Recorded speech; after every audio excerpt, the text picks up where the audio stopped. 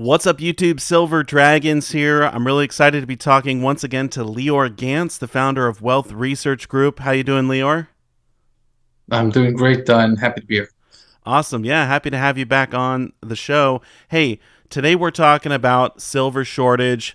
Let me just ask you straight up: is the world running out of silver? It's running low on trusted sources for um, for available silver, meaning that up until what happened with Russia and the Ukraine last year, there wasn't a government or an institution or a real big buyer of silver that had any issues sourcing silver when it needed to for projects, for what we call hedging, where, for example, you have a big infrastructure program and you need to make sure you buy silver for the right price. So you use a hedge fund to do some hedging for in the futures market or derivatives market, and these are the sovereign wealth funds, etc. There wasn't any problem with sourcing when you needed to. Throughout the past 50 years, you've had episodes with the Hunt brothers. That's very famous in the 1970s, the late 1970s, and the government had to step in the early 80s and all the way till the late 80s. They were in court proceedings to unwind their silver position because they got to a point where they warehoused a third of global silver. Those two brothers. So, and then in the 2000s, it became a real problem because China went through this incredible boom. But for the most part, we haven't had issues. Now, with what happened with Russia and the Ukraine, governments are transitioning into a new world order in terms of who can they trust and how much are they willing to pay to make sure that they don't have to outbid countries that are not in their same camp. So we are deconstructing globalization. And in this kind of world, if you need silver from a Latin American country and you're one of the Western countries and China or a BRICS nation or a BRICS ally nation wants that silver, then that Latin America country can be threatened by both blocks as to who gets that silver. And that becomes very different than the world of globalization, where the United States basically guaranteed that its allies would get that silver, and the rest of the world will also get it, but it will come at America's terms. And we are deconstructing that world.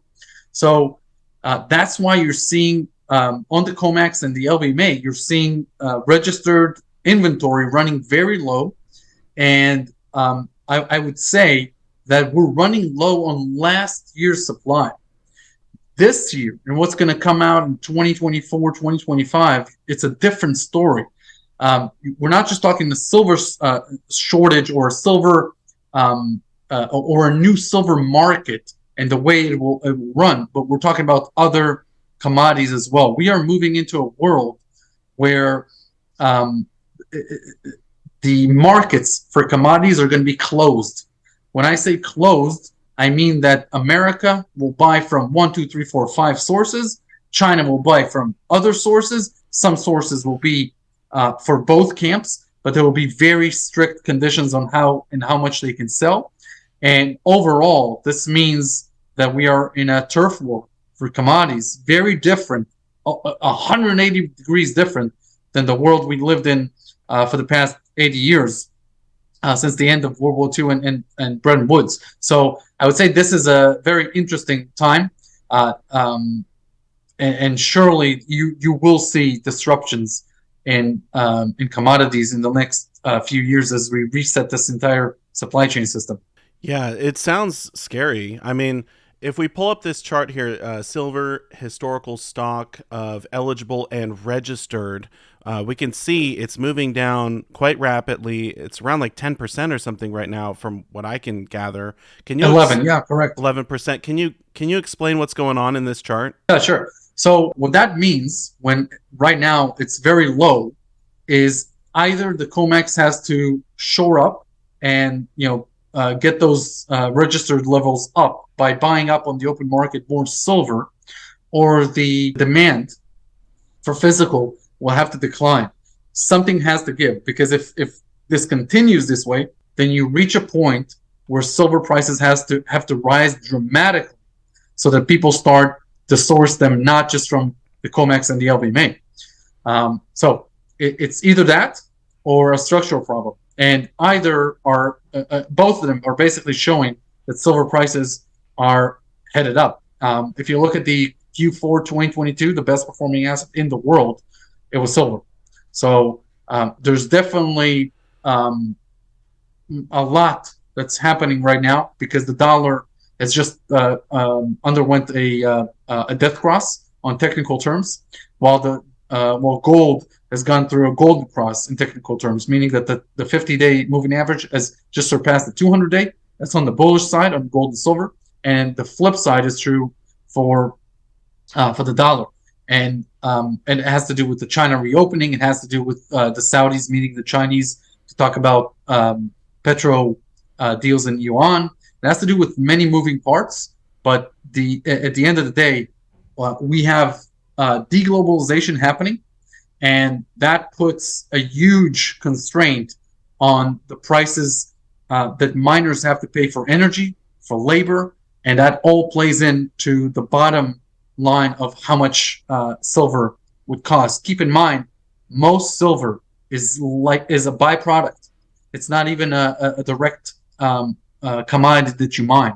So that is really important to also understand that as the supply of other mines like copper, zinc, and gold is depleting, that also means that the supply of silver is diminishing. So it seems like there's an alarmingly low registered amount of silver on the COMEX and lbma. This is basically the biggest deficit we've seen since what, the early 2000s? Correct. So what would it mean if they actually went to zero? What if they ran out? Would they ever let that happen? It hasn't happened. And basically, what would start happening if there would be some structural problem or squeeze, a short squeeze, etc., or a delivery squeeze. And by the way, it's been alleged that if this actually happened, this calculation was done about 10 years ago, but I don't assume that much has changed. If all the futures contracts are going to be executed, there's about 4 months worth of silver in the world right now. So that means no more iPhones, no more computers, no more laptops in 4 months. No more 5,000 products that and major industries that silver goes into. If all of the futures contracts were to be delivered, so is the risk there? It is there. Just like if you got all the people in a nation to go to the ATM and withdraw their savings, it would collapse the banking system. In the same way, the COMEX will collapse as well. So what would happen more realistically is that you would have CFTC and the Commodities Trading Commission getting involved. You would have cash settlements. They have entire protocols that they've put in place since 2011 on what to do in these sort of scenarios, because that's when the last run up in silver happened and went to 50, almost to $50. So they put a lot of things in place, but obviously no system is anti-fragile. So essentially, some would accept the premium cash settlement, others won't, and there'll probably be lawsuits. But no government will let the global silver market collapse on itself. It will not happen. There will be some sort of resolution, but it will expose and show how leveraged it is, and it will change some of the ways that business is done if that happens. And it's not unrealistic to think that something like that could happen. I want to ask you this, Lior. We've seen a 4-year deficit in silver mining supply, and essentially we've seen, I believe, the COMEX and lbma slowly getting drained right over the last 4 years. Is that continuing in 2023? The demand right now for silver is very strong. not just from the bullion side or investment side, but from the industry side, and that's because China's opened up after 3 years, and not only that, but because there is a global resurgence of onshoring and moving away from China and moving away from relying on China and into moving into relying on other sources. And that means that if factory A was built in China, now that same factory has to be built again in other countries. That it takes a lot of silver. That takes a lot of other commodities as well. So when you look at globalization and how a product that gets to you, an iPhone, a Samsung, anything, a computer, it has to go through in our globalized world about 100 countries. If you think about like all the countries that are involved in all the components, the technology, the human resources in it, the shipping, etc. And that's not the world we're transitioning into. And so when you need to break all of this and reconstruct it, that it takes a huge toll on commodities. And I think that in the next few years, you will see bottlenecks. You will see more need to hedge on the comex, which will actually increase the pressure on the comex. And that's why I think that the price of commodities, especially of silver, a commodity that trades for half of its all-time high and half of what it traded 40 years ago, which, to my knowledge, out of the 29 major commodities, this is the only one that that has this characteristic. Then the price discovery here is quite dramatic. So if we look at Exter's pyramid, it basically shows how small the silver market is compared to everything else. Can you explain the size of the silver market? Because some people probably don't understand. They think of oil and other commodities, but when we look at silver, there's not that much there, right? No, silver is a very very small market. When you look at global standards, you're talking about a couple of billion ounces. It's nothing. So the idea of the Exodus pyramid, and in general, the idea behind the silver market is that it's prone to squeezes. It's prone to um, uh, big moves in short periods of time, and that's what silver has proven. And on the flip side, it does the same on the downside. So that's why in my playbook, in my trading mentality, silver is way more of a vehicle that I trade with leverage when it's rallying than a long-term buy and hold. In other words, I love to accumulate more physical silver after major drops. Major drops would be 30% and over. And on the flip side, when it's rallying, I love to use some sort of leverage bet on it. Options, leverage ETFs, mining companies, etc.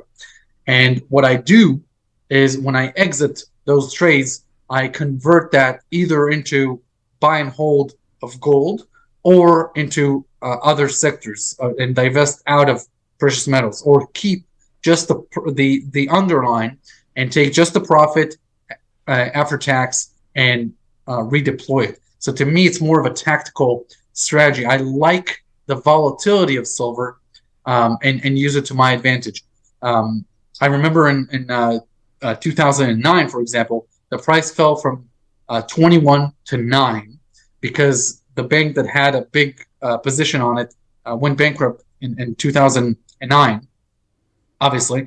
And then the price from 9 went to 49, if you remember. It was incredible. And on the upside, there was so much leverage to be had. The commodity went up 5 times or fivefold, but using options, leverage, with ETFs, with the mining companies, some positions went up 15-fold, 20-fold, etc. in 2 years. That's basically the reason to always monitor silver and silver prices. Because if you are really an expert on silver, then when those moments arrive, you can make the type of returns that the indices make in a decade in about 2, 3, 4 months. So the Exeter experiment, what it highlights basically is how small the market is for silver compared to the rest of the paper physical world of bonds and stocks, etc., with the premise that, hey, silver, apart from the 20th century and the 21st century, it used to be money for thousands of years. And as money, it needs to be revalued much, much higher. Some people have it as 100 an ounce, 200 an ounce, 300 an ounce, using all sorts of different characteristics, like how much silver was a middle class worker paid the last 2,000 years on average, and you get to a point where you can talk about $300 and $400 an ounce silver. So I think that's where this is coming from. And if you actually look at the data, in the 1950s, the middle class family of four, so in other words, two children and two parents, were earning the equivalent of $130,000 today. Whereas we know that the middle class family in the United States right now earns about 56,000.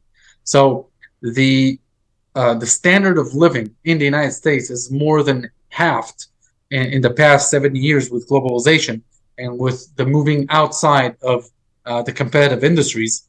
I think that basically sums up how the price of silver reached where it is. It's been demonetized and been used in industry, and therefore the bullion side of it is what dictates the price. If more people would understand the need to hedge their portfolio and savings with physical silver and understand how accessible that strategy is, the price of silver will probably be north of 50, north of 60 an ounce, because it would rate itself as a form of savings. And if if every person would buy 1 ounce of silver in the world, you would run out of silver.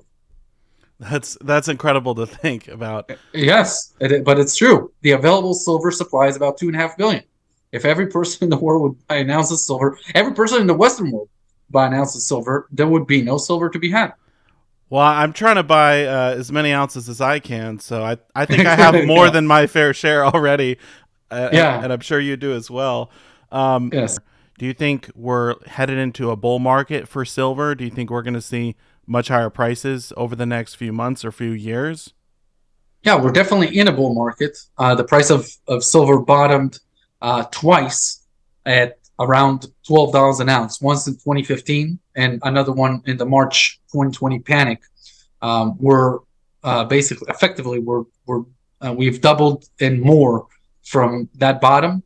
And if you think about the yield curve and how many interest rate hikes we've seen to basically stop or curtail the inflation trend. The next part of central banks' policies will be to ease on the interest rate hikes and potentially to start cutting as we enter 2024. This means effectively that the price of gold and silver right now are as unattractive as they will get, because you have positive interest rates across the yield curve in real terms. So that tells me that the price of silver and the price of gold could go much higher um, when the central banks start to normalize interest rates and even start to cut back down. That to me is the biggest catalyst for prices going moving forward. Absolutely. As we wrap up here, Lior, I just want to come full circle. I know we covered a lot of topics, but we started off with silver shortage, and I want to get your final thoughts. we're probably not going to run out of silver this year, not next year, but supply might get very low. Correct? That's sort of what we're thinking. Between everything, supply is probably going to be tight for a few years. And the only remedy to that, because I don't see how demand will lower for silver, the only way to get supply up is for prices to rise so that more entrepreneurs will enter the industry and bring more supply online. Um, that is the cure to what we have, and that means higher prices. To incentivize higher prices, the price of silver has to be north of 30 and probably 35 to bring on new miners. It is true that the price of mining around the world right now is about $15 an ounce, but if you also factor in the amount of time it takes to bring construction online and interest rates into the equation to fund projects for new mines. I don't see any entrepreneur calculating his prices and reaching anywhere lower than 30 to 35. So to me, that is the baseline for where the price of silver should be, and probably higher. Awesome. Well, hey, thank you once again, Lior, for joining me, and we'll be happy to have you on again in the future. Thank you very much.